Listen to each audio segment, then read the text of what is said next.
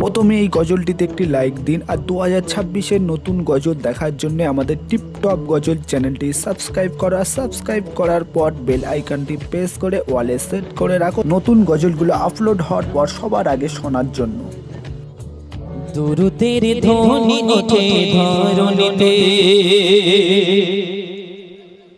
দুরুদের ধ্বনি ওঠে ধরণীতে, আকাশের চাঁদ লোকালো বাজে, প্রভু পাঠায় হাবিবে ওঠে যজনে, দিনে আর রজনী তারা বাজে, দুরুদের ধ্বনি ওঠে ধরণীতে, দুরুদের ধ্বনি ওঠে ধরণীতে, আকাশের চাঁদ লোকালো বাজে, প্রভু পাঠায় হাবিবে ওঠে যজনে,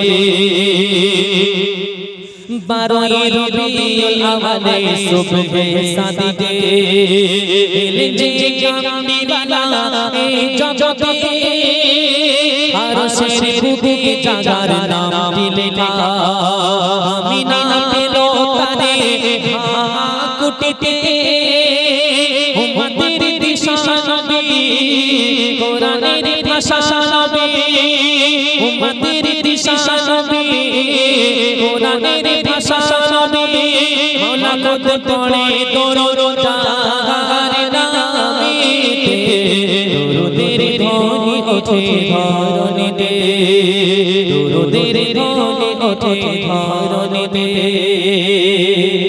আল্লাহ নবীকে হালিমাতুস সাদিয়া আল্লাহ নবীকে যখন আনতে গিয়েছিল, যে উটের উপরে সওয়ার হয়ে, উটটা এত জীর্ণ শীর্ণ ছিল, আল্লাহ নবীর আম্মা জান সবার শেষে মক্কায় ঢুকেছিল, আল্লাহ নবীকে বুকে নেওয়ার পরে এই উট নিয়ে যখন মক্কা থেকে বেরোলো, যারা আগে বেরিয়ে গিয়েছিল তাদেরকে পিছনে ফেলে আল্লাহ নবী দুধমা হালিমাতুস সাদিয়া রাদিয়াল্লাহু আনহা তিনি সবার আগে বেরিয়ে গেলেন। কবি লিখছেন শুনুন, হালিমার উঠনি তোমায় নিয়ে চলে,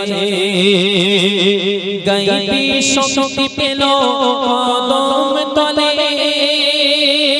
দূরে বন উঠনি ছিল সবার পিছে, মুস্তাফা পেশ সবার আগে চলে, মেঘে দল উড়ে এসে নবীকে ভালোবেসে, মেঘে দল উড়ে এসে নবীকে ভালোবেসে, ছায়া করে নুরানি বদনেতে, দুরুদের ধ্বনি ওঠে ধরণীতে, দুরুদের ধ্বনি ওঠে ধরণীতে। মক্কার বুকে আবু জাহেল ঘোষণা করলো, যদি কাল থেকে মুহাম্মাদের কোরআন তোমরা কেউ শোনো, দ্বিতীয় দিন সকালবেলা তোমাদের দেহে মাথা থাকবে না। যদি এই ঘটনা কেউ ঘোষণা করে, এখানকার প্রখ্যাত নেতা যদি কাউকে বলে, কাল সকাল যদি তুই ওর বাড়ি গেছিস, তোর একদিনের আমার যতদিন লাগে আমি দেখে নেবো, বলো সে যাবে?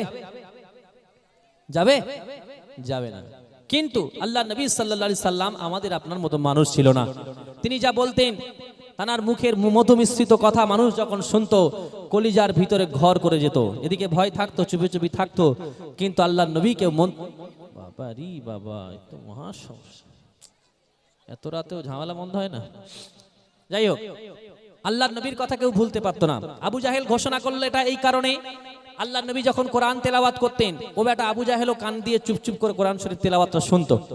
এখন ও যদি শুনতে যায়, এক নম্বর শত্রু, সে যদি একজনের ভালো জিনিস শুনতে যায় আর সে যদি ঘোষণা করে তোমরা মুহাম্মাদের কাছে যাবে না, লোক কি সেটা শুনবে যদি দেখতে পায়? সেই জন্য ঘোষণাটা করছে। কিন্তু আল্লাহর নবী যখন কোরআন তেলাওয়াত করতেন, আবু জাহেল কি করতো? কবি লিখছেন শুনুন, আবু জাহেল দিল কঠিন ঘোষণা, কি ঘোষণা? মুহাম্মাদের কোরআন যেন কেউ শোনে না, শোনে যদি কোরআন তবে রেখো মনে, দেহেতে প্রাণটি তোমার আর রবে না, রাসূলের কোরআন শুনে আবু জাহেল কেঁদে ওঠে, রাসূলের কোরআন শুনে আবু জাহেল কেঁদে ওঠে, বলে সিদ্দিকের কোরআন শুনে ঘরে থাকা যাবে না, দুরুদের ধ্বনি ওঠে ধরণীতে, দুরুদের ধ্বনি ওঠে ধরণীতে,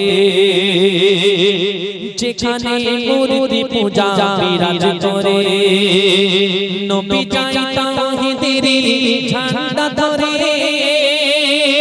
আমিনার নয়ন তারা এলো দেখো আধা দূর করে আলো আসে ফিরে